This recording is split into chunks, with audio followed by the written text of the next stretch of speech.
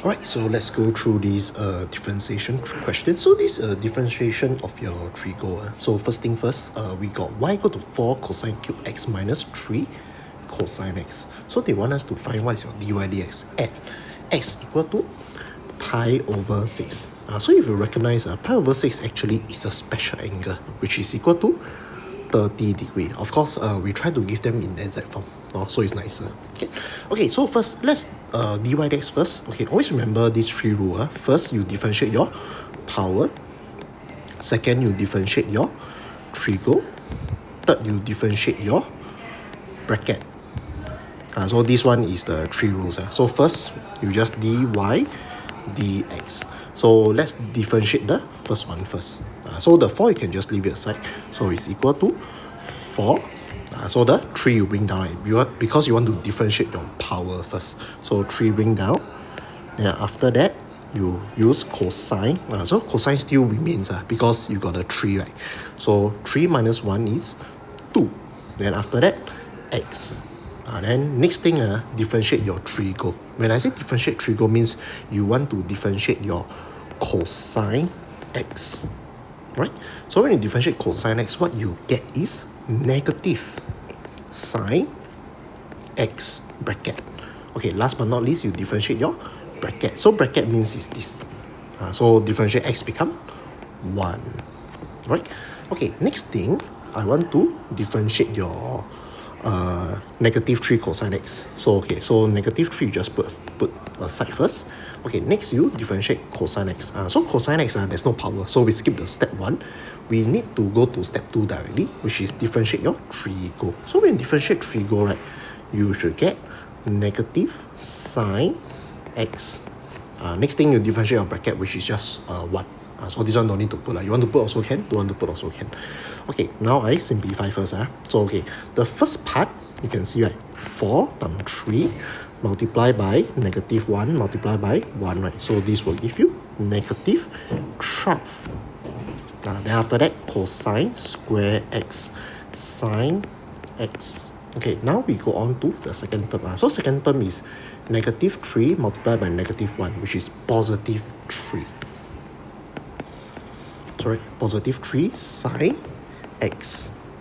So this is the dy dx. Of course, the next thing is they want us to find the value of dy dx. So meaning that they want some value, maybe 1 or 2 or negative 5 like that.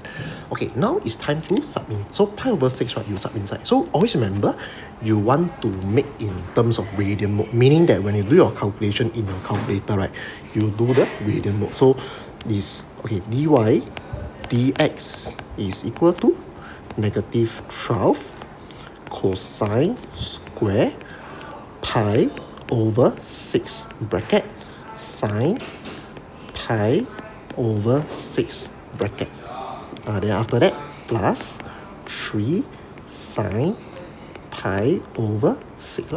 Okay, so you do a bit of calculation. So okay, so next you calculate pi cosine pi over 6, which is okay, cosine pi over 6 is about 0.866. Then you square, you should get 3/4. So this part, you should get 3 over 4. Okay, next will be the sine. Okay, sine pi over 6. Okay, so you can put sine 30 degree or sine pi over 6, you'll get half. Next thing is sine, okay, another sine pi over 6, right, which is also half. Alright, okay, so next you put negative 12 multiplied by 3/4 multiplied by half bracket plus 3 bracket half. So what you get is negative 12 times 3/4 times half. So the first part is negative 4.5 plus 3 over 2. So this will give you, let's see, roughly negative 3. So the dy dx has a value of negative 3, which is quite a nice number. Okay, the first part is done. So the next part, they say, okay, state the equation of the tangent passing through this point. So for example, let's just say I sketch the graph. For example, I just do a rough sketch. So it's I just do a rough sketch.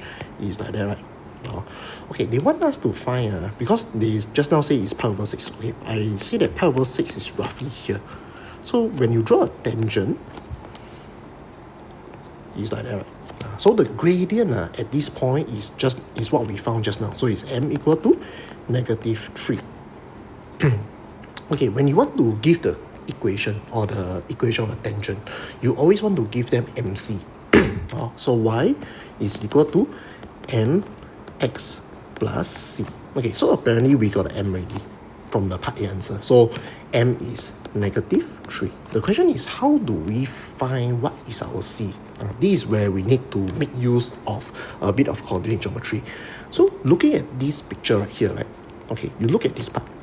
So this is the coordinate. I already know what is the coordinate of the x coordinate. So for example, right, I know that, this coordinate, x coordinate is pi over 6. Okay, what about the y coordinate?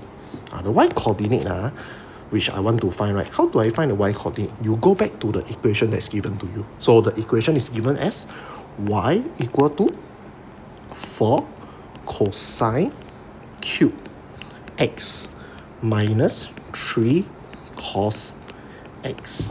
Okay, so now you sub in the pi over 6 into here and here. Okay, so let's do the bit of substituting.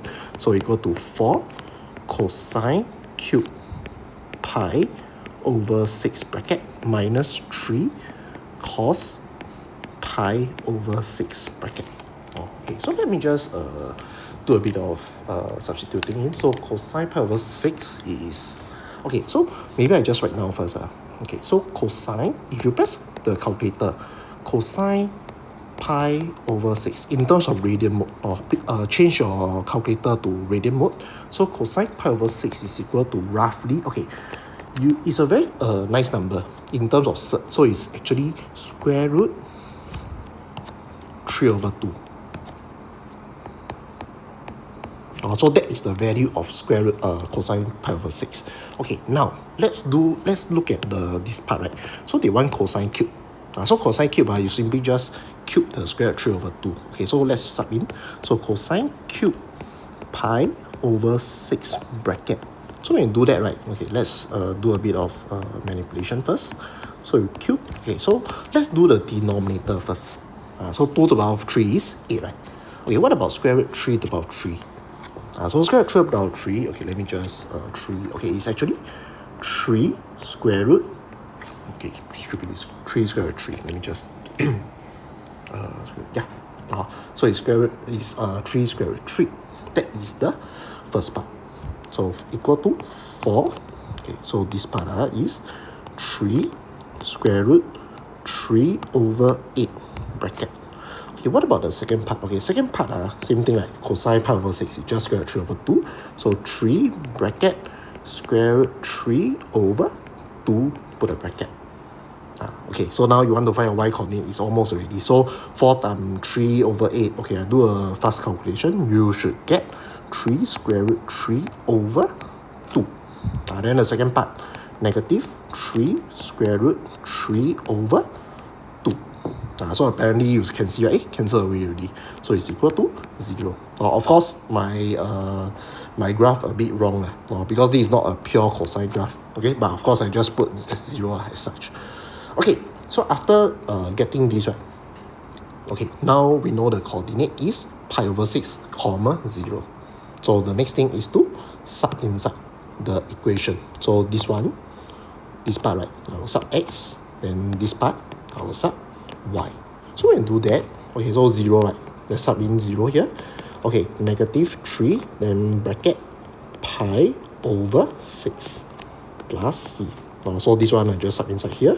Pi over 6, I sub inside the x here. So when you do that, you should get, so okay, I do a quick one. So 0 equal to negative pi over 2 plus c. Those c is equal to pi over 2. So it's quite a nice number. So y, okay, the equation that they want is actually negative 3x plus pi over 2. That is how we do this question.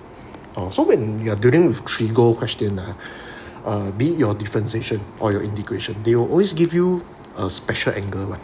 Or be it your maybe 30 degree 45 degree, 60 degree, 90 degree, 180. Because they want you to get the exact form. Right? So that is how you do this question.